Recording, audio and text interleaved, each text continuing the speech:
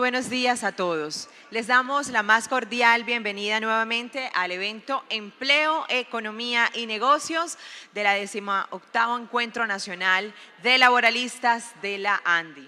Gracias por acompañarnos, los invito a ubicarse rápidamente porque ya vamos a empezar. En este espacio seguiremos dialogando sobre los principales retos y las oportunidades del mundo del trabajo en nuestro país. Para empezar esta segunda jornada, sin más preámbulos, le doy la bienvenida al doctor Bruce McMaster, presidente de la ANDI. Bienvenido, doctor Bruce.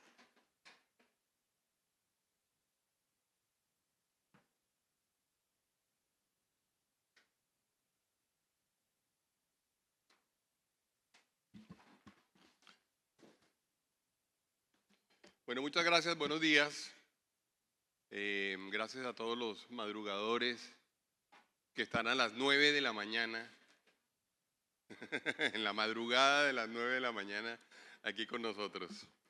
La verdad que estos encuentros resultan para nosotros tremendamente útiles, tremendamente valiosos desde el punto de vista de poder sentarnos a pensar en los temas estructurales de un sector que requiere de pensamientos estructurales. Un sector que tiene, digamos, sin duda alguna, una importancia en la conversación política, que tiene una importancia en la conversación social de nuestro país, pero que de alguna forma requiere de ser analizado, o requiere ser analizado más bien, con técnica, con datos, con modelos, con capacidad de tratar de entender cuáles son las consecuencias de una decisión o de la otra. Y un poco el llamado de este auditorio en particular al país es el de que efectivamente tomemos ojalá las mejores decisiones, teniendo en cuenta verdaderamente pues, las técnicas analíticas, lo cual no es fácil en un mundo tan politizado. En un mundo tan polarizado, en un mundo en donde todo termina siendo política, en donde todo termina siendo campaña, en donde todo termina siendo una tensión social, pues ese llamado que hacen ustedes, ese llamado que hacemos nosotros desde nuestros puntos de vista permanentemente es muy valioso. Es muy valioso y yo a ustedes los quiero invitar a que mantengan esa posición permanentemente, a que a pesar de que tengamos permanentemente, digamos, o sintamos permanentemente las tensiones que se presentan en la comunidad desde el punto de vista de lo colectivo, desde el punto de vista inclusive de los intereses electorales, a pesar de eso, mantengamos nosotros esta posición. Yo diría que de alguna forma este es un auditorio que es una especie como de conciencia social alrededor de este tema. Porque resulta que estamos enfrentados nosotros a una realidad que no es fácil, y es la realidad de que muchas de las decisiones que eventualmente uno considera o que nosotros consideramos pueden ser las mejores decisiones para toda la población, las mejores decisiones en términos de construcción de equidad, las mejores decisiones en términos de construcción de empleo, en términos de construcción de riqueza. Muchas veces esas decisiones son fácilmente desvirtuadas desde el punto de vista político. Entonces esa conversación yo de verdad que la aprecio mucho y creo que tenemos nosotros como ese papel en la sociedad. Voy a darle un saludo muy especial, digamos, a algunas de las personas que nos acompañan el día de hoy. Al magistrado de la Sala de Casación Laboral de la Corte Suprema de Justicia, Omar Ángel Mejía Amador, bienvenido. A la magistrada auxiliar de la Corte Constitucional, Carena Casallas, gracias por estar aquí. A Ítalo Cardona, director de la OIT para los países andinos, gracias por estar y gracias por el apoyo que le da siempre a la generación de estos eventos. Para nosotros es muy importante la conversación con la OIT. Nos veremos ahora, seguramente dentro de pocas semanas, en Ginebra, alrededor de la Asamblea General. A Eva Stavorczyska, directora de Asuntos Laborales del USCIB. A Luis González, especialista de las actividades para empleadores de la OIT, a los representantes de todas las empresas asistentes hoy en día, a los miembros de nuestras juntas directivas. Realmente quiero a todos, digamos, agradecerles por ser parte de esta conversación, por estar presentes el día de hoy y por hacer esa labor, digamos que es una labor nada fácil en términos de poder mantener nosotros esa conversación en el campo de lo racional y en el campo también del bienestar general, que es un poco la tarea nuestra. En la presentación del día de hoy, quiero hacer 2 o 3 cosas que para nosotros resultan importantes como marco general para esta conversación y de las cuales no podemos abstraernos en términos de lo que está sucediendo en el mundo, lo que está sucediendo en Colombia y lo que está sucediendo en el mundo laboral. Al final voy a hacer algunos comentarios de algunas notas sobre lo que ha venido sucediendo alrededor de la discusión relacionada con la reforma 1, la reforma 2, la mini reforma, la apelación, toda esa discusión, digamos, que está en el mundo del legislativo, pero que para nosotros es tan importante hoy en día. Desde el punto de vista internacional, no tenemos la menor duda de que estamos viviendo un momento, pues por decirlo menos, supremamente interesante. Algunas otras personas lo calificarían probablemente de tensionante, de preocupante, pero yo diría, sobre todo, no podemos nosotros pensar en que no somos capaces o no podemos y no debemos, digamos, tener en cuenta lo que está sucediendo en este momento en el ámbito internacional. Afecta absolutamente todo lo que tenemos, todo lo que nosotros queremos y podemos tener en cuenta al momento de analizar la economía colombiana y de analizar el panorama laboral colombiano. En este orden de ideas me gusta traer a colación este gráfico, que es un gráfico que está producido con base en la información con la información que produjo una encuesta que publicó el Foro Económico Mundial en su reunión de Davos al final del mes de enero, en donde se le preguntó a los CEOs de las compañías presentes allí cuáles en su opinión eran las mayores preocupaciones en este momento en su entorno y las mayores preocupaciones también para poder desarrollar, digamos, sus actividades. Aparece como primer punto, voy a estar un poquito más de frente hacia allá, aparece como primer punto en las preocupaciones el escalamiento de los conflictos entre gobiernos, entre estados, entre naciones. Es verdad que cada vez vemos más cosas, es verdad que si hacemos un recuento de lo último que hemos oído en términos de posibles conflictos, nos encontramos con que inclusive hace 15 días fuimos testigos de un conflicto del que probablemente ni siquiera éramos demasiado conscientes, por lo menos en esta parte del planeta, como por ejemplo el conflicto entre la India y Pakistán. Es un conflicto pues histórico. Ellos han tenido una gran cantidad de discusiones alrededor de la región de Kashmir, ha habido una gran cantidad de discusiones, pero nunca nos imaginamos que iba a haber inclusive acciones armadas y que iba a haber bombardeos entre ellos. Había habido inclusive algunas acciones terroristas en el pasado, pero lo cierto es que está muy vivo. Una estadística de Naciones Unidas nos dice que en el año 2024 hubo 59 conflictos importantes, vigentes y activos entre naciones a nivel global. Esto significa que el año 2024 fue probablemente el año con mayores conflictos interestatales o internaciones después de la Segunda Guerra Mundial. Esto nos tiene que levantar una alerta, es decir, el mundo está especialmente crispado, el mundo está especialmente tenso, el mundo está especialmente agresivo, el mundo está especialmente dispuesto a entrar en conflictos armados, lo que de alguna forma tiene que ser algún mensaje, tiene que darle algún mensaje a la humanidad. Estamos en este momento, en un momento, digamos, delicado, en donde quizá el llamado a la serenidad, el llamado a la humanidad, el llamado a la concertación debe ser, digamos, o debería ser la constante de quienes no creemos en que los conflictos armados sean la forma de solucionar los problemas. Y en esto la humanidad toda quizá debe actuar. Por supuesto tenemos retos importantes respecto de los temas climáticos, aparece en el punto 2 y en el punto 7. Ustedes ven cambios críticos al sistema de la Tierra y clima extremo. Es verdad que hemos tenido en este momento o que hemos tenido durante los últimos meses y años hechos climáticos importantísimos que probablemente ya hagan que la humanidad se convenza de que efectivamente el cambio climático es una realidad y que es algo contra lo cual debemos luchar y que es algo contra lo cual debemos realmente tomar medidas importantes, radicales, fuertes, con periodos de transición, es cierto, pero que nos deben llevar, digamos, a que tengamos una ruta y que tengamos una estrategia que podamos seguir claramente como sociedades. Luego está la confrontación geoeconómica. En particular, esta encuesta fue publicada, como les decía, en Davos. Esto fue probablemente muy pocos días después de la toma de posesión del presidente Trump en los Estados Unidos. Es decir, el nivel que aparece aquí es todavía la percepción de estos CEOs antes de que se hubiera dado verdaderamente la guerra de tarifas en la cual estamos hoy en día y las guerras comerciales. Yo me atrevo inclusive a imaginarme que si hiciéramos esto hoy en día, probablemente esto que aparece en nivel tercero pudiera ser tranquilamente algo un poco más arriba. No sé si primero o segundo, pero sin duda alguna yo creo que subiría por lo menos un punto en términos de las prioridades de preocupaciones que tenemos en este momento en el planeta. A eso me voy a referir ahorita.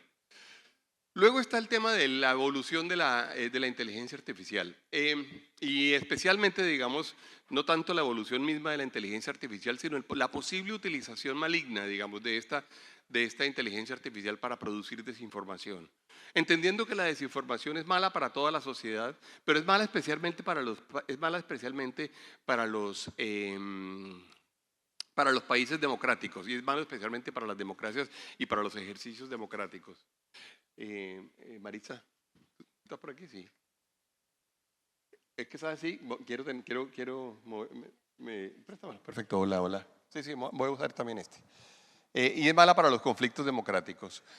Ahí tenemos sin duda alguna, digamos, un riesgo importante y quizá lo más notorio de esto en particular es que, o de este punto en particular, es que es un punto que viene creciendo a velocidades exponenciales. Viene creciendo a velocidades muy altas. Yo no sé cuántos de ustedes tenían algún acceso a algún tipo de inteligencia artificial hace 2 o 3 años. Seguramente nadie. ¿Y cuántos de ustedes tienen hoy en día acceso o tienen una cuenta en ChatGPT o en cualquiera en cualquiera de esas plataformas? Creo que no me están levantando la mano, no me están diciendo la verdad. o lo han utilizado. Claro, es que es verdad y es que es muy útil y es que es muy potente y es que es muy descrestante lo que se logra. Y a todos nos mandaron las fotos de nuestras familias o fotos estas de hecho en la versión de cartoons y vimos muchísimas en las redes sociales. Pero bueno, ese no es el problema es cuando esto es utilizado en forma irresponsable. El problema es cuando esta inteligencia sobrepasa, por ejemplo, los límites legales. En el caso mío, a mí me sucedió, ustedes seguramente lo vieron. Vi a la senadora Clara por aquí que está. Me hicieron un video diciendo que yo estaba de acuerdo con todo lo que usted decía. Gravísimo. Gravísimo, mentira, es una broma. Pero era casi eso. Pero lo cierto sí es que eso en un proceso democrático puede inducir, digamos, a muchísimos errores porque hay mucha gente que no sabrá realmente si lo que está en un momento dado, en un testimonio, es verdad o no es verdad. Yo inclusive le contaba a algunas personas, me fui con Alfonso, nos fuimos para la fiscalía y pusimos la denuncia sobre esos videos contra persona desconocida porque no sabíamos realmente quién lo había hecho, sobre todo porque tenemos la convicción de que esta sociedad que todavía no está preparada legalmente, jurídicamente, no tiene un marco jurídico para ello, tiene que de alguna forma generar los marcos jurídicos para poder eventualmente castigar estos actos y verdaderamente asegurarse que la información que le llega a todo el mundo es información veraz. Es uno de los grandes problemas que tenemos hoy en día y sin duda alguna es una de las preocupaciones grandes. La polarización social y política por muchos es visto como uno de los mayores problemas, entre otras cosas o entre otras razones, porque conduce a que nos concentremos mucho más en el odio, mucho más en el discurso de odio, mucho más en no querer a la otra persona, mucho más en no querer al otro grupo, mucho más en tratar de profundizar las diferencias que en tratar de solucionarlas. Y la verdad, no nos digamos mentiras, nuestras sociedades tienen todas unos grandísimos y muy importantes retos de aquí en adelante. Muchos de ellos seguramente los hemos identificado desde hace mucho tiempo, muchos de ellos identificados por todos como retos importantes. Por ejemplo, la reducción de la inequidad, por ejemplo, la reducción de la pobreza, por ejemplo, la generación de riqueza más generalizada, por ejemplo, los temas ambientales. Y no puede ser que justamente alrededor de esos temas en los cuales seguramente muchos tenemos un gran acuerdo alrededor de la necesidad de que nuestra sociedad dé pasos concretos para tratar de solucionarlos, alrededor de eso sea donde tengamos nuestras mayores diferencias. ¿Dónde están verdaderamente las diferencias? ¿Dónde están? ¿Quién aquí se atreve a decir que, por ejemplo, no está de acuerdo en que Colombia tiene que hacer un esfuerzo grande en reducción de la inequidad? No hay nadie que lo vaya a decir. Ni siquiera Warren Buffett, como lo dijo la senadora en la entrevista de ayer. No, es una decisión que tiene que las sociedades tomar razonablemente. Pero perdón, acordémonos por ejemplo la discusión que hubo sobre la paz. No tanto sobre el referendo o el plebiscito, o inclusive el acuerdo final firmado, sino sobre la decisión de si Colombia debería hacer los mejores esfuerzos por reducir la violencia. Yo creo que en eso no podemos estar en desacuerdo. Colombia tiene que hacer esos acuerdos. Bueno, pues resulta que la polarización no nos permite hacerlo. Resulta que la polarización normalmente nos pone en lugares, además nos obliga a ponernos en lugares, casi siempre lugares, además en pie de guerra, en contra del que pensó distinto o el que creemos que está pensando distinto, y conduce a que las soluciones no se den. ¿Cuánto tiempo pierden las sociedades en la polarización? ¿Cuánto tiempo pierden las sociedades en simplemente tratar de demostrar que estamos en desacuerdo? Voy a decir algo y me voy a referir a esto al final de la entrevista. Una de las razones por las cuales me parecía o me parece a mí que la consulta popular era un error desde el punto de vista práctico es porque se concentraba mucho más, y el liderazgo se ha concentrado mucho más en la construcción de brechas que en la construcción de soluciones. Yo, por ejemplo, creo que en este momento, cuando el país ha decidido o el Congreso ha decidido tramitar la reforma laboral, vamos a ganar muchísimo tiempo en la construcción de soluciones y no vamos a tener que pasarnos 3 meses en una campaña duramente polarizante para luego terminar con un resultado todavía incierto, muy seguramente sin el umbral, digamos que no importa, supongamos que logra el umbral, pero luego después de eso solo habría 12 meses para que el Congreso de la República tramitara soluciones. Eso es, o ese es el mejor síntoma de una sociedad que se concentra en la construcción de las discusiones, en la construcción de las diferencias semánticas, que muchas veces no son solamente semánticas, sino que se trasladan a inclusive diferencias con componentes violentos, que la solución de los problemas mismos y los problemas de fondo. Por eso el llamado nuestro siempre ha sido: tratemos de construir y hagamos el consenso. Tratemos de construir soluciones. ¿Y consenso qué es? Consenso no es pedirte a ti que estés de acuerdo conmigo. Consenso tampoco es yo renunciar a mis principios y estar de acuerdo contigo. No, eso no es consenso. Consenso es la construcción realmente de procesos de debate en donde la sociedad, que tiene seguramente un objetivo final común, compartido, logra sacar adelante decisiones que en algunos casos pueden ser decisiones inclusive desde lo político complejas, pero decisiones que terminan siendo para todos probablemente sesiones incómodas, sesiones que nos ponen en situación en la cual no somos capaces de decir nosotros, yo le gané al otro. No, es que no le gané al otro, es que no se trata de ganarle al otro. La intención permanente de querer ganarle al otro destruye la capacidad de las sociedades de producir soluciones colectivas. No tenemos que ser los ganadores en todos los escenarios. No tenemos que nosotros imponer nuestra posición. No tenemos que nosotros imponer nuestros principios o imponer nuestros ideales. No, porque es que al final imponerse nunca es un triunfo. Imponerse no produce verdaderamente soluciones y no produce verdaderamente valor en sociedades como la nuestra. Luego aparece la desaceleración económica y luego aparece el desempleo como punto 8, digamos, dentro de las mayores preocupaciones de los CEOs del mundo. Lo cierto es que tenemos entonces un escenario que desde el punto de vista de comercio internacional se ha complejizado significativamente a lo largo de este año. Y yo les voy a decir una cosa. Yo no defiendo particularmente, pues porque ideológicamente no lo he hecho y porque no estoy de acuerdo inclusive con las formas como el presidente Trump, por ejemplo, ha hecho muchas de las cosas que ha hecho. Pero sí es cierto que es de esperarse que un país, eventualmente como Estados Unidos, eventualmente se preocupe de la realidad que está expresada o ilustrada en este mapa que aparece aquí. El dato del año 2000 era el dato de cuál era el país preponderantemente sociocomercial de cada uno de los países del mundo, entendiendo que si está en azul es Estados Unidos, entendiendo de que si está en rojo se trata de China. Y ustedes ven el dato del año 2000. En el año 2000, de hecho en América el único país que hacía más comercio con China que con Estados Unidos era Cuba. Y teníamos todo lo del sudeste asiático, teníamos cosas en Omán, teníamos cosas en Pakistán, teníamos cosas en Irán, teníamos, bueno, básicamente es 4 países, 5 países de África, y esto es lo que tenemos hoy en día. Al año 2024, solamente Colombia, Bolivia, Centroamérica, México y Canadá en América, bueno, algunos de los países de las islas, Puerto Rico y demás, y Europa son los países que preponderantemente hacen comercio. Ahora, esto no es ni bien ni mal, eso no está ni bien ni mal, esto es un hecho. Entonces, si usted es Estados Unidos, si usted es una potencia económica y usted quiere además producir, digamos, valor económico que sea exportado a otros países y quiere llevar sus productos a otros países y ve este mapa, claramente hace una reflexión y tiene que pensar, bueno, de mi estrategia, ¿qué está mal? ¿Qué es lo que yo estoy haciendo en este momento que no está conduciendo o que me ha conducido a yo perder eventualmente presencia comercial en tantos otros países?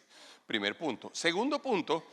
También se hace uno la pregunta, se hacen ellos y nos la hacemos nosotros la pregunta al revés, de a quién le estamos comprando las cosas en el mundo en este momento, cuánto le estamos girando, cuánto de nuestro valor se está yendo para allá en razón de que nosotros estamos vendiendo nuestros productos y cuáles son eventualmente las consecuencias de eso. Y efectivamente Estados Unidos se encuentra con varias realidades. Una de las realidades es que la mayoría del desarrollo comercial de muchos de estos países, incluyendo China, se basa en la capacidad de venderle al mercado de los Estados Unidos. Y esa es en realidad la reflexión que hay detrás de toda esa discusión de los aranceles que aparece aquí o de las tensiones comerciales que se han producido en adelante. El tema es, están produciendo una serie de productos que están siendo enviados a nuestras economías, que están de alguna forma desplazando mi producción y que están desplazando la generación de empleo en mi territorio, que termina siendo sin duda una transferencia de valor agregado de un sitio hacia el otro. Luego aparece otra pregunta que no es una pregunta menor, y es ¿cómo se logró eso? ¿O cómo se ha llegado a eso? Y la respuesta que por supuesto da Estados Unidos a eso, que es parecida a la respuesta que Colombia ha dado históricamente a eso también, esto se ha basado en muchísimas estrategias, algunas de ellas supremamente admirables, por ejemplo la de desarrollo tecnológico, la de desarrollo de talento humano, que ha hecho China, digamos, durante los últimos años, pero también se basa en 3 o 4 cosas que para nosotros son consideradas comercio desleal. Una, los subsidios a los productos. 2, los subsidios en tasa de cambio, el manejo de la tasa de cambio en forma conveniente que hace que yo me vuelva más competitivo. 3, el subsidio en la producción de energía utilizada en la producción de productos. 4, los subsidios o prácticas non santas desde el punto de vista laboral involucradas en cada uno de los productos que vienen de China. 5, las prácticas ambientales que no corresponden con las prácticas ambientales que está llevando a cabo el resto del mundo. Y por último, 6, el subsidio en términos de desarrollo intelectual y de desarrollo de investigación. ¿Por qué, se preguntarán ustedes, esos subsidios, por ejemplo el de desarrollo científico y el desarrollo intelectual, puede ser considerado un dumping? Pues simplemente porque el resto de productos del resto del mundo tienen involucrado también investigación tecnológica, y la investigación tecnológica de los otros productos es pagada por las compañías y está involucrada, por supuesto, en el costo del producto. Si usted le quita ese costo a cualquier producto, se produce un dumping. Pasa lo mismo con los temas laborales, pasa lo mismo con los temas ambientales, especialmente los temas ambientales. Entonces, claro que la reflexión es una reflexión válida. Inclusive yo planteo la reflexión para nosotros. ¿Qué posibilidad tenemos nosotros de poder contrarrestar en forma clara, digamos, esas prácticas? Es muy fácil y es muy sencillo. Nosotros básicamente lo que hemos hecho es hacer una serie de solicitudes de investigación y pedir que, claro, nuestros mercados están absolutamente abiertos, pero, por favor, involucren en los costos de su producto la totalidad de los costos incurridos. Tengan las mismas prácticas laborales nuestras, tengan las mismas prácticas ambientales nuestras y estamos en condiciones de competir. Eso es todo lo que nosotros pedimos. Nosotros desde la ANDI, de hecho, y en Colombia, nunca hemos dicho que no queremos tener los productos de un país como la China. No, nos hemos beneficiado de ellos. Si ustedes ven, por ejemplo, los paneles solares que hay en Colombia, los inmensos desarrollos alrededor de energía solar que hay en Colombia están basados sobre todo en paneles solares producidos en la China. Qué bueno que los pueden producir. Y qué bueno además que han logrado bajar el precio versus los precios que había originalmente hace unos 10 o 15 años. Eso ha permitido que la energía solar se haya vuelto viable. Pero lo que sí pedimos es que esté involucrada la totalidad del costo en el producto que entra a competir con el resto de productos como los nuestros. Esa es una conversación que no es una conversación menor, y por eso de alguna forma creemos que, al igual que en las conversaciones laborales, en donde yo decía, senadora, antes de que usted entrara, yo le decía, este escenario tiene una tarea muy compleja, que es la tarea de tratar de llevar al campo de lo técnico discusiones que se han vuelto muy políticas. Nosotros nos toca tratar de decirnos la verdad sobre cosas que, claro, políticamente son difíciles de discutir, pero nosotros tenemos que decir, eso por ejemplo, genera desempleo o no genera desempleo, o genera informalidad o no genera informalidad. Esas conversaciones que son las que nosotros tratamos de propiciar. Sabemos, tenemos una desventaja, digamos, en el debate político versus una afirmación que en un momento dado puede parecer muy popular, pero digamos que en todo caso aquí tenemos como un grupo grande, colectivo, importante, de gente que está tratando de decir las cosas técnicas en forma clara. Ahora tenemos, desde el punto de vista de nuestra realidad nacional, vimos inclusive la cifra que nos fue presentada por el DANE ayer.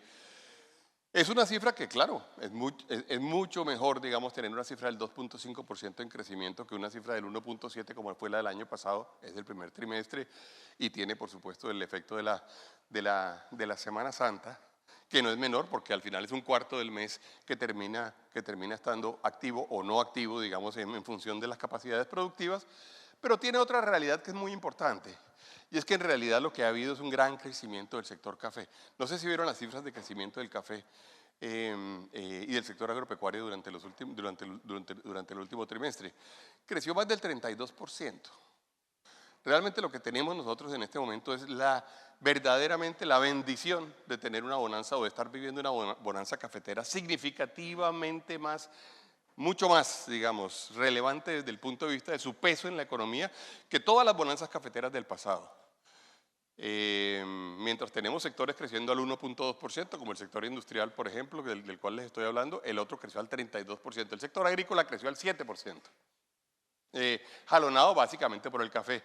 Qué bueno. Además son familias, porque son 600.000 familias, que reciben esos ingresos y que gastan. Y ustedes, si se dan cuenta, el gran gasto, y uno hace un análisis de la demanda agregada y la va desagregando y va tratando de entender qué es lo que hay detrás, se encuentra con que lo que hay allí realmente es una capacidad de gasto que ha sido dada por esa bonanza cafetera, que qué bueno que Colombia la ha tenido. Que menos mal la hemos tenido, que si no hubiera sido por eso tendríamos un problema de tasa de cambio no menor y tendríamos un problema no menor también en términos de crecimiento económico, de empleo y de las otras variables. Este es el dato del primer trimestre, que es 2.7 realmente, aquí está el dato trimestral, 2.7 a enero, febrero y marzo del año 2025. Ahí tienen los otros datos. Si ustedes se dan cuenta, uno siempre puede ver esto como tan optimista como quiera. Uno puede decir, la línea está creciendo, o puede decir, comparen por favor todos estos niveles con los niveles que teníamos a partir del año 2022 hacia atrás, o podemos compararlo con la pandemia y por supuesto estamos mucho mejor que la pandemia, o podemos compararlo con las cifras pre-pandemia en donde estábamos en niveles del 3%, o lo podemos ver con las cifras anteriores que lo mencionó también la senadora en su intervención de ayer cuando habló del cambio del ciclo o del ciclo positivo en el cual nos montamos entre el año 2010 y el año 2014, que fue un ciclo relacionado en ese caso con el petróleo y los precios del petróleo. En este momento estamos hablando del café. El café nos está salvando, esa es la verdad. Si no fuera por eso tendríamos un dato significativamente menos bueno. Donde sí hemos tenido un problema, sin duda alguna, es en las cifras de crecimiento. La formación bruta de capital de Colombia ha venido bajando. El tema de la productividad ha venido siendo mencionado permanentemente. Afortunadamente, cuando se hablan los temas laborales, se habla de tema de productividad. Y la verdad es que la productividad solo crece en forma importante cuando un país tiene grandes inversiones en formación bruta de capital o en bienes de capital y en bienes de tecnología. Porque eso es lo que permite, no es que nosotros no trabajemos, todos trabajamos y trabajamos mucho y trabajamos y nos cansamos y de sol a sol. Y con eso dicho, nosotros no logramos producir tantos pesos o tantos dólares como logran producir otras economías. ¿Y eso a qué se debe? Se debe, entre otras cosas, al rezago tecnológico que tenemos. Y el rezago tecnológico solo se supera con importantes inversiones en capital de trabajo y con importantes inversiones en educación. Es la única forma de superar los rezagos económicos, los rezagos tecnológicos, que son la única forma que tenemos para poder aumentar la productividad. Ahora bien, ¿para esto qué se necesita? Se necesita un ambiente propicio para la inversión. Entonces, se necesita que la gente sienta que efectivamente vale la pena se justifica, es atractivo, lo queremos hacer, invertir más en nuestro país. Y no podemos ignorar, digamos, que esta no ha sido la constante en términos de el sentimiento, digamos, de los empresarios por razones que todos ya conocemos y por razones que han estado relacionadas con un poco, digamos, la posición del gobierno frente a una gran cantidad de las actividades empresariales en donde lo que ha habido son señalamientos permanentes, acusaciones permanentes, estigmatizaciones permanentes. Necesitamos que más allá de la política, y nuevamente, yo entiendo que pueda ser políticamente rentable hablar mal de los empresarios. Yo entiendo que pueda ser políticamente rentable hablar mal de los empleadores, pero es muy malo desde el punto de vista de estrategia de país. No conduce a que el país se desarrolle. Uno tiene que acompañar, uno tiene que generar las condiciones correctas para que efectivamente nuestro país sea un país que logre generar mayores inversiones para poder mejorar la productividad, para poder pagar mejores salarios, para poder generar más valor agregado, para poder generar más riqueza, para poder generar más dólares, para poder generar más impuestos, para que la economía crezca. Ninguna economía del planeta, y mucho menos las comunistas, han crecido sin que crezca el producto de su economía. Las economías inclusive más de izquierda o más declaradas como economías comunistas o socialistas son economías que se dividen en dos. Las que han logrado el crecimiento económico y las que han logrado el crecimiento productivo y las que no. Y entonces hay unas socialistas que son paupérrimas y hay otras socialistas que son inmensamente ricas. Y pasa lo mismo exactamente en las economías menos socialistas y en las economías más dadas, digamos, a tener libertades en términos de los flujos de capital y en términos de las reglas de funcionamiento del capital. Entonces, mi llamado en realidad es a todo el mundo a que, independientemente de su posición ideológica, entienda el papel de la producción en el desarrollo del país, que es verdaderamente el gran detonante. Uno puede ganarse la discusión del mes, uno puede ganarse el número de likes del día, uno puede ganarse la encuesta de la semana, pero no se gana el desarrollo de un país de esa forma. El desarrollo de un país se gana solamente si nos ponemos de acuerdo en que producir en nuestro país es bueno para el país. Producir en nuestro país produce beneficios importantes. Si logramos eso, estoy seguro que muchas de las discusiones, incluyendo especialmente la discusión laboral, va a ser una discusión en la cual vamos a poder tener una base de hechos comunes sobre los cuales estamos de acuerdo, que van a ser significativamente más virtuosos. Van a ser significativamente más virtuosos. Nos preocupan, digamos, las estigmatizaciones permanentes y las referencias al gran capital y a los grandes capitalistas. Colombia es un país de empresas medias apenas. Nosotros no tenemos ni siquiera una empresa de tamaño mundial importante. Nosotros no tenemos ni siquiera, no somos sede de una multinacional importante a nivel mundial. Nosotros somos, en el mundo de lo empresarial, somos casi que nuestra empresa más grande es como una pyme de las grandes empresas. Y no lo hemos logrado porque además no nos ponemos de acuerdo como sociedad de que ese es un objetivo de nuestra sociedad. Y alguien logra un poquito de éxito y se convierte en el objeto de las críticas y de las estigmatizaciones más grandes. Tenemos que hacer una reflexión sobre eso porque si no salimos de esa posición no vamos a ser capaces de tener una sociedad mucho más próspera. Inversión extranjera directa, tenemos niveles que inclusive durante los últimos 3 años pues, han tenido algunas distorsiones importantes en 2 o 3 temas, entre otras cosas por compras de compañías que no generan en realidad gran valor, porque que alguien compre una compañía colombiana y traiga dólares para comprar una compañía colombiana no genera mayor productividad ni un solo empleo más, a veces genera menos empleo. Porque hay casos en los cuales ustedes han visto, se compran compañías y lo que se hace es que se cierran operaciones. Entonces eso no genera mucho valor. Y entonces nos podemos llamar a errores cuando vemos la cifra de los últimos años. Aquí también hay una gran cantidad de dineros que son recursos que trajeron las petroleras para pagar impuestos. O las mineras para pagar impuestos. ¿Eso genera mayor valor o productividad? No lo genera. La cifra, en todo caso, no es una cifra mala y nos ha ayudado muchísimo. ¿Para qué? Sí nos ha ayudado mucho es para mantener la tasa de cambio. Los niveles han sido de 15.000, 16.000 millones de pesos, de dólares, perdón. Aquí de estos hay solamente 4 o 5 mil millones que tienen que ver, por ejemplo, con una operación particular de una compañía en particular que fue comprada. Ustedes se acuerdan de una transacción inmensa que hubo hace un par de semanas, hace un par de años.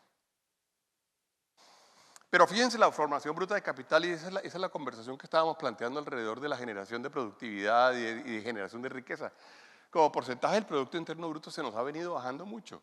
En el año 2014 logramos un dato que fue el del 23.4, pero miren, el mayor dato luego, el siguiente fue como porcentaje del PIB en el año 2021 con 19 y se nos ha venido bajando y lo tenemos en este momento en niveles del 17%. Con eso no vamos a lograr mucho. Las estimaciones de algunos economistas es que para poder generar o entrar otra vez en la senda de crecimiento grande, la senda de crecimiento valioso, importante, generativo, digamos, de empleo y demás, tendríamos que estar en niveles del 28%. No lo hemos logrado nunca. Y por eso además no logramos nuestro potencial y por eso cuando alguien pregunta ¿y cuál es el máximo de potencial, el crecimiento potencial de nuestra economía?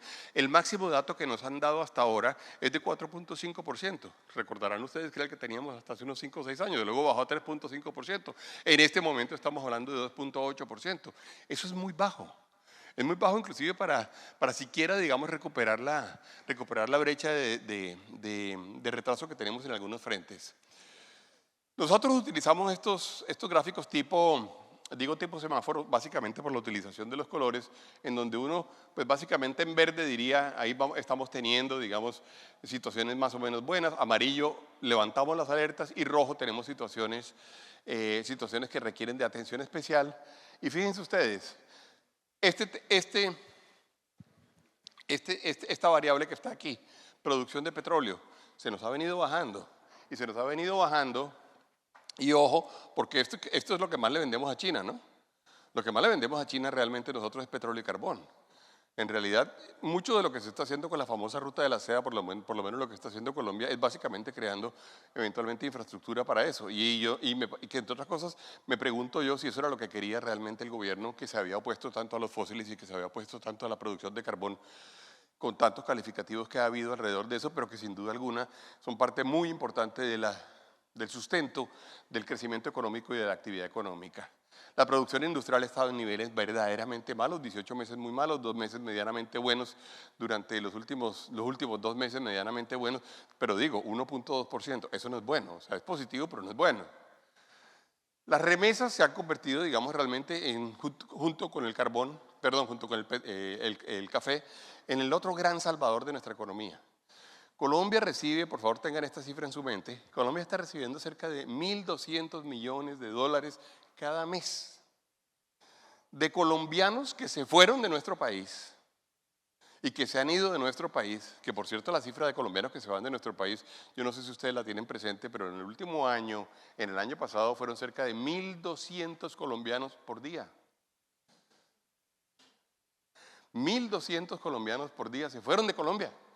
No fue que viajaron de vacaciones, no, el neto de entre los que fueron y vinieron y los que no volvieron, 1.200 colombianos por día. Eso alguien lo mencionó ayer creo que fue Meisel, el senador, creo que dijo, eso está por supuesto afectando las cifras de empleo o por lo menos de tasa de participación y población económicamente activa. Pero bueno, esa gente se va. Y además tiene el buen corazón y tiene la solidaridad y tiene la conciencia de que una de las razones por las cuales se van es porque le van a mandar a sus familias recursos. Bueno, le mandan 1.200 millones de dólares al mes a los colombianos, a sus familias. La última cifra de remesas del último año es superior a 13.000 millones de dólares. Y esto es más que cualquier rubro de exportación. Es más que cualquier rubro de exportación. Si no hubiéramos tenido eso, por favor, pensemos un segundo qué hubiera pasado con la tasa de cambio. ¿Qué pasa con esos dólares cuando llegan? Pues se convierten y se vuelven pesos. Todos se gastan. Nadie guarda esos dólares. ¿Cierto? Todos se gastan. Es demanda agregada. Entonces, entre lo que ha logrado el café, con su potencial de generar demanda agregada, y lo que ha logrado las remesas, el trabajo duro de los colombianos fuera, duro, de los colombianos fuera, nosotros hemos logrado tener cerca de 25.000 millones de dólares o 26.000 millones de dólares que han terminado entrando al flujo de demanda de nuestra economía y que han terminado entrando al flujo cambiario de nuestra economía. Colombia, sí, para que ustedes tengan en mente, Colombia exporta cerca de 40.000 a 50.000 millones de dólares cada año. Nos movemos ahí entre unas cosas y otras dependiendo del precio del petróleo. Es decir, esto es la mitad de las exportaciones. Café más remesas. Remesas no están contabilizadas aquí, pero estoy simplemente poniéndolo en términos relativos. Tenemos el tema de construcción, que es un pesar. Les digo sinceramente que nosotros hayamos adelantado la política o hayamos perdido tanto tiempo, digamos, en términos de política de construcción y de vivienda durante los últimos años, porque es que ya teníamos muchos años.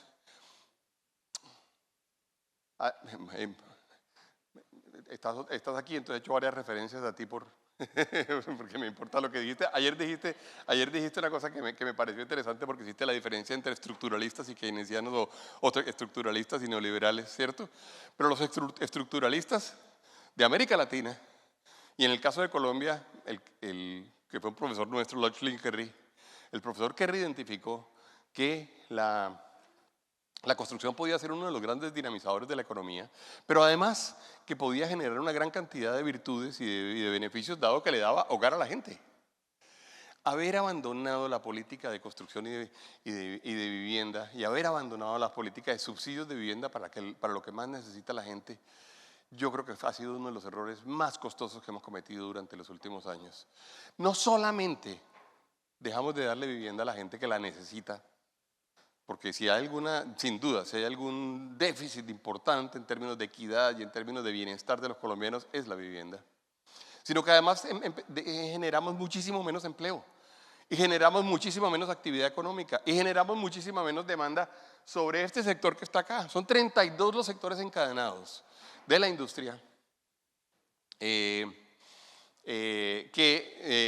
eventualmente dependen de la construcción y la construcción de vivienda.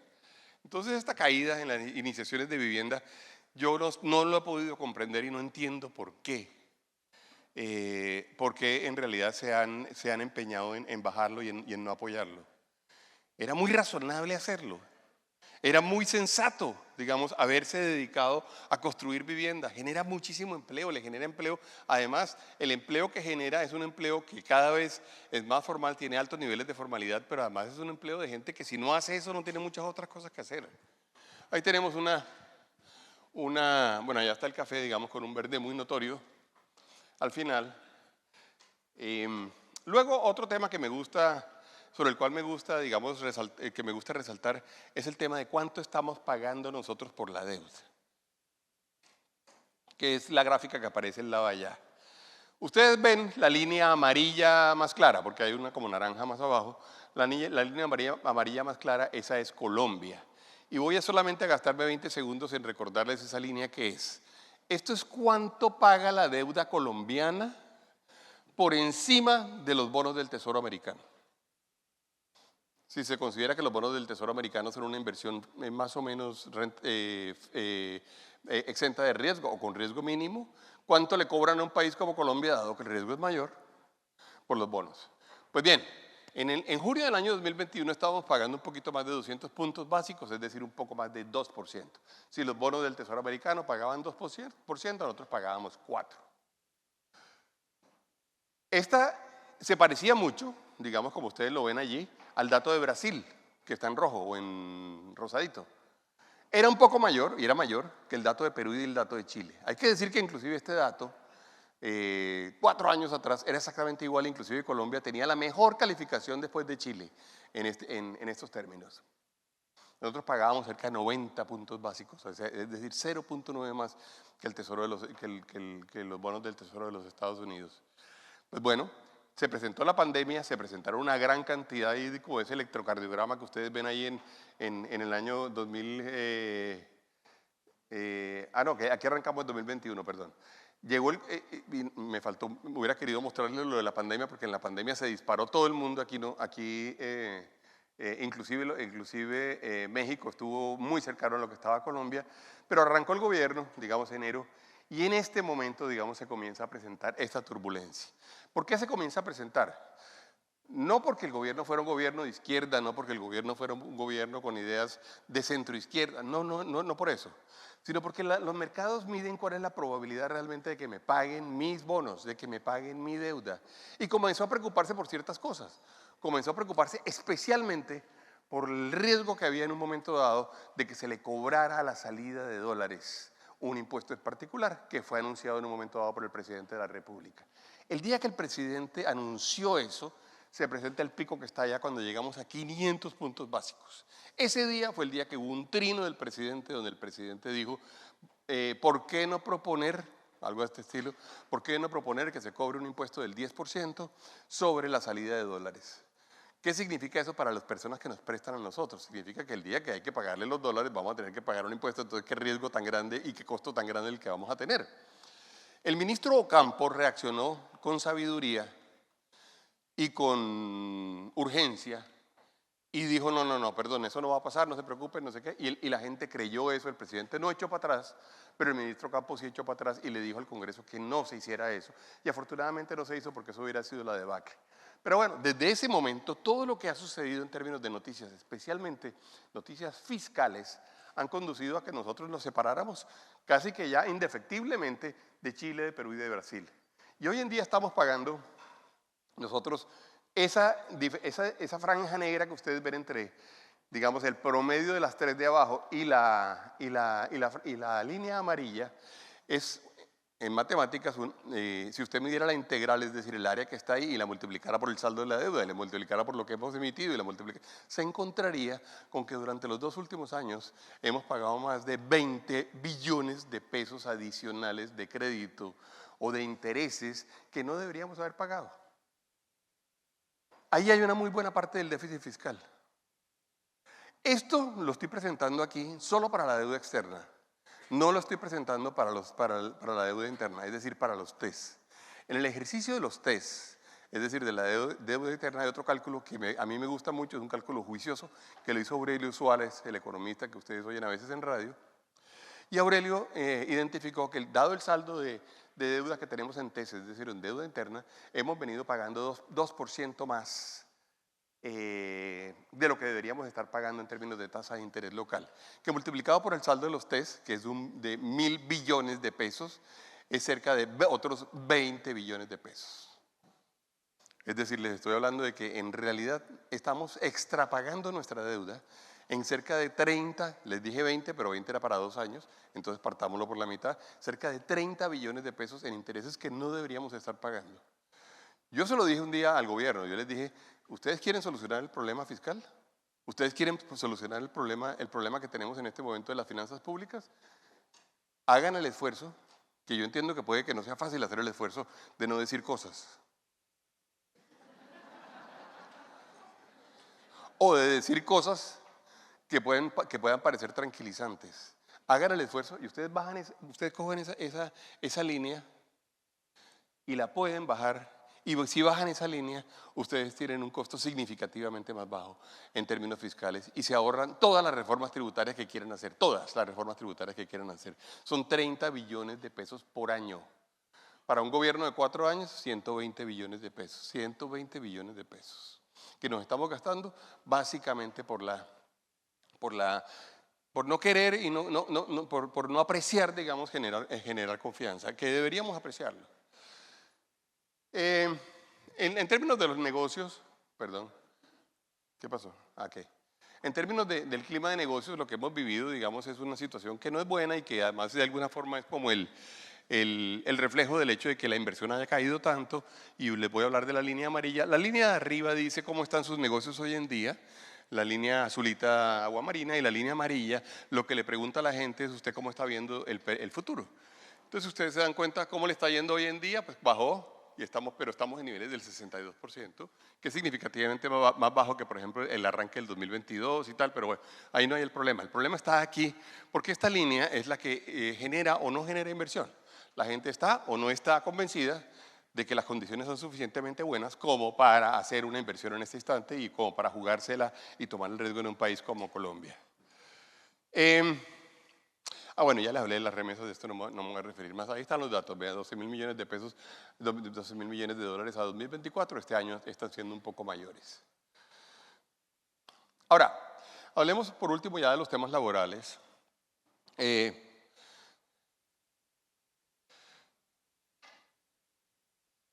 La tasa de desempleo sigue, digamos, en niveles que a todo el mundo tienen que parecerle inaceptables, en todos los gobiernos, independientemente de quién sea el presidente, una tasa de desempleo que está entre el 9 o el 10% o el 11%, que a veces nos encontramos con meses del 11%, es una tasa mala. Las horas trabajadas, fíjense ustedes, han venido bajando cuando las comparamos y los ocupados han venido trabajando, desde el año 2021 han venido trabajando. Aquí lo tenemos por centros de actividad o por sectores de la economía, pero yo lo que quisiera decir es que una realidad de la cual no podemos abstraernos es que efectivamente lo que hemos venido experimentando es un incremento grandísimo, inmenso, en el número de informales. Una sociedad como la colombiana no se puede sentir orgullosa de que el incremento de sus ocupados se esté concentrando en actividades informales. Uno siempre le puede dar nombres menos dolorosos, digamos, a los informales. Y uno siempre puede decir los cuentapropistas, y uno siempre puede decir los emprendedores que están arrancando pero que no son formales. Y nos podemos inventar otra cantidad de nombres, pero lo cierto es que nuestra economía no está generando empleo formal a los niveles en los cuales deberíamos estar. Recordemos, en esta gráfica que está acá, que en todo caso estamos hablando de niveles que se mueven entre el 55 y el 58%. Es decir, casi que 6 de cada 10 empleados en Colombia, o de cada 10 trabajadores en Colombia, 6 no son formales. Y yo sí quiero, y lo tengo en un slide más adelante, voy a brincármelo un segundito, voy a volver acá, pero voy a brincármelo, porque lo quiero ilustrar aquí, acá. Nosotros yo creo que no hemos sido conscientes del impacto de la informalidad. Un trabajador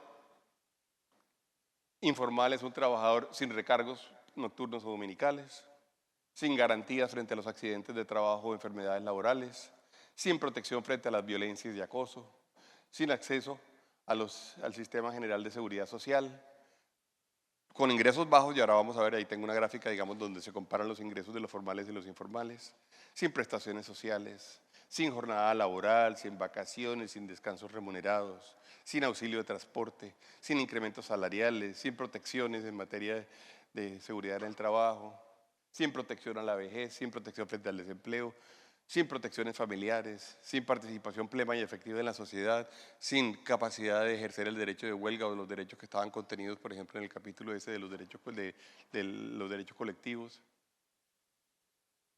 Yo he dicho, en Colombia no puede abstraerse de reconocer que 6 de cada 10 de sus trabajadores son trabajadores sin derechos.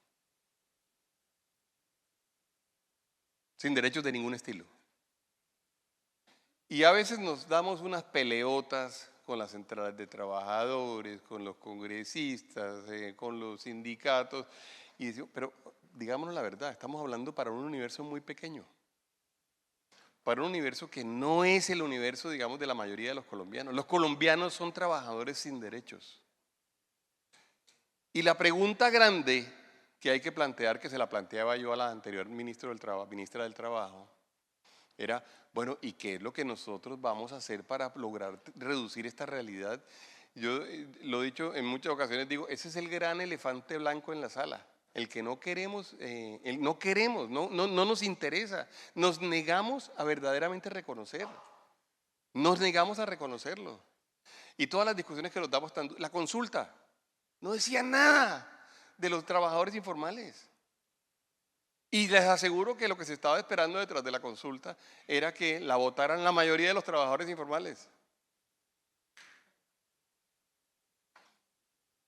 Yo se los digo sinceramente, Colombia, dentro de esos acuerdos que debemos hacer están los acuerdos de las cosas malas que tenemos, de las cosas, de dónde están nuestros problemas reales, como el de la violencia, yo lo digo y lo repito nuevamente, yo sé que hubo gente que no estuvo de acuerdo con el acuerdo de paz con la FARC, pero ¿cómo estar en desacuerdo con la reducción de violencias?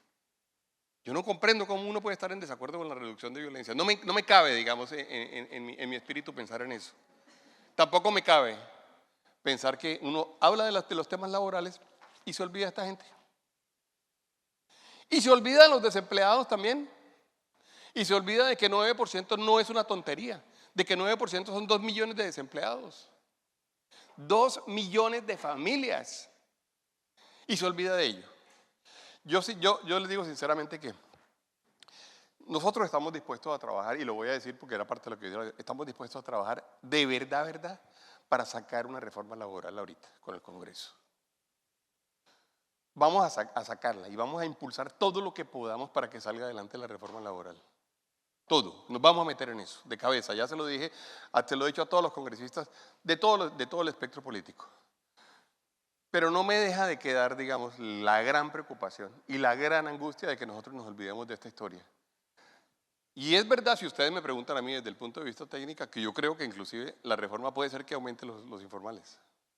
Pero bueno, digamos que tenemos una realidad social, una realidad política sobre la cual es necesario trabajar en este momento y en donde no podemos simplemente meternos solamente en la conversación electoral y simplemente en la conversación de la lucha de poder, sino que nos tenemos que meter en la conversación de fondo de la gente.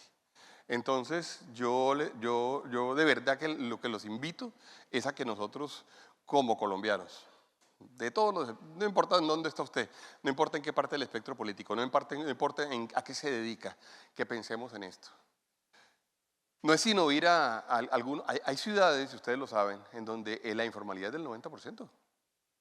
Casi que estuve hace poco en San José del Guaviare, lo único formal importante que había era el Estado. ¿El Estado? ¿En Santa Marta? Bueno, ahí está. Exactamente, aquí a hora y media.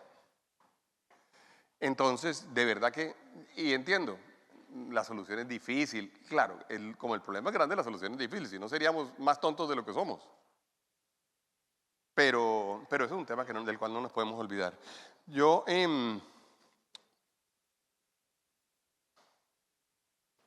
Quiero productividad.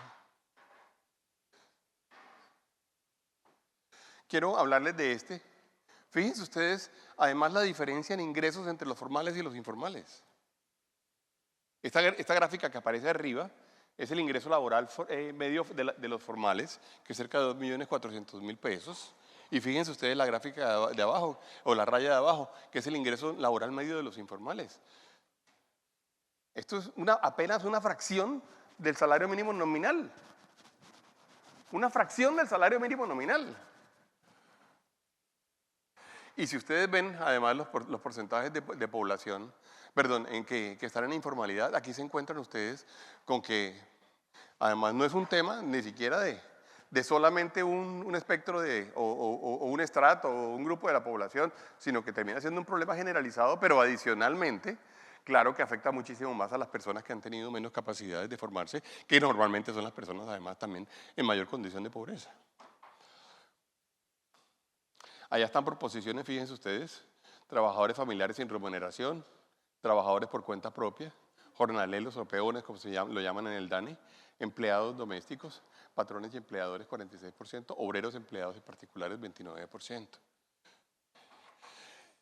Este tema no es un tema menor. Y yo ya entiendo, la reforma no quiere trabajar sobre eso y no lo va a trabajar, con excepción probablemente de la discusión que hay sobre las plataformas, que creo que es como lo único que se está haciendo realmente en la reforma sobre ese tema. La reforma también decidió claramente, digamos, no ser una reforma para generar empleo. Nosotros hubiéramos querido, si dimos esta discusión, si nos peleamos tanto, si hubo tanto debate, si hubo tanta trifurca, digamos, entre nosotros, ¿por qué no fuimos capaces de tocar el tema del empleo? ¿Por qué no fuimos capaces de tocar el tema de la informalidad? Pero digamos que nosotros no vamos a insistir en eso, ni vamos a argumentar de ese lado, porque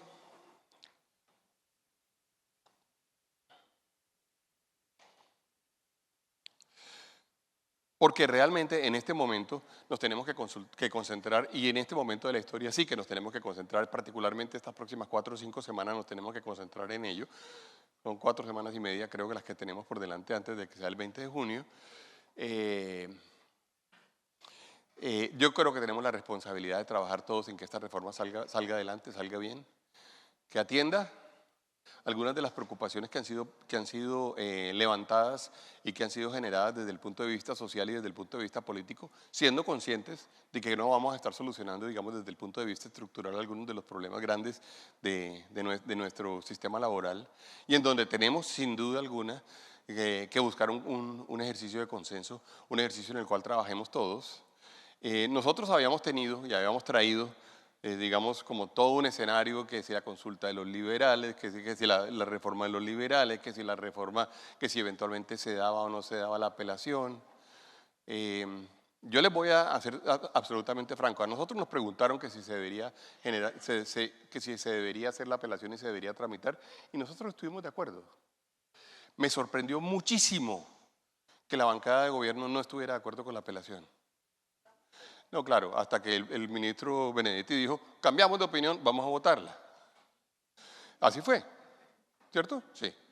Sí, pero yo decía, pero es que me acuerdo tanto, yo le decía alguna vez a algunos parlamentarios, ¿por qué no están de acuerdo con el proceso de paz? Y yo no entendía por qué, me pasó exactamente lo mismo en esta ocasión. Yo decía, pero presentan la apelación, preparan la apelación, nos ponemos de acuerdo en sacar adelante la apelación, y dicen, no, la apelación no. En un momento afortunadamente cambiaron de opinión, y tiene razón la senadora. Votaron la apelación positiva, salió Armando Benedetti diciendo en la plenaria del Senado, vamos a votar la apelación. Bueno, está muy bien.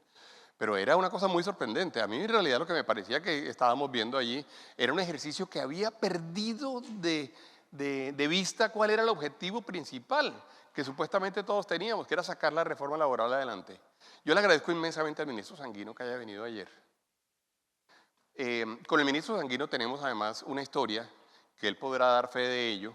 La última reunión que él y yo tuvimos presencial antes del hundimiento de la reforma en la Comisión Séptima fue una reunión donde había más personas, porque estaban 4 de mis colegas, que son los colegas con los que estamos en la Comisión de Concertación de Políticas Laborales, y en esa reunión le dijimos, ministro, estamos dispuestos a sacar la reforma con una concertación. Tenemos en este momento, hemos avanzado mucho, hemos logrado muchas cosas.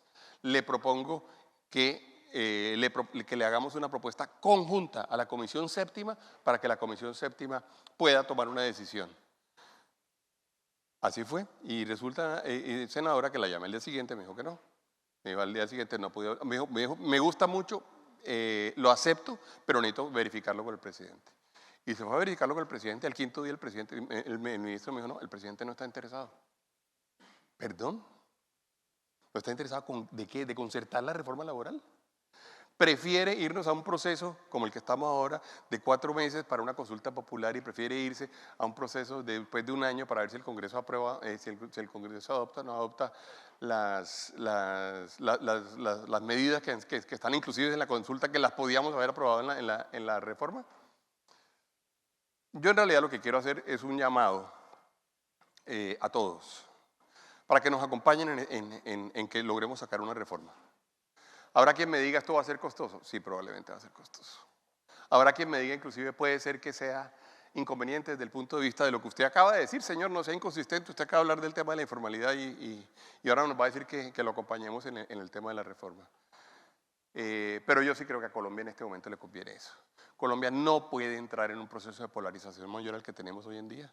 Es demasiado costoso, a nuestra sociedad le ha costado mucho imaginarse mecanismos de interacción entre nosotros.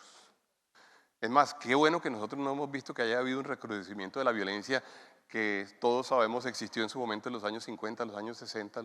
Qué bueno que eso no haya pasado, pero todos le tenemos temor a que Colombia pase de esa polarización verbal a una polarización de otro estilo. Entonces es la invitación. Nosotros vamos desde la ANDI a buscar el consenso, nosotros vamos desde la ANDI a trabajar en ello. Queremos el apoyo de todos ustedes y queremos el apoyo de todos ustedes también, senadora, y sus colegas del Pacto Histórico. tenemos la oportunidad de hacerlo, tenemos la oportunidad de trabajar. Colombia es mucho más que nuestras discusiones políticas, Colombia es mucho más que nuestras discusiones electorales, Colombia es mucho más que la discusión de quién tiene el poder o quién lo pierde. Muchas gracias.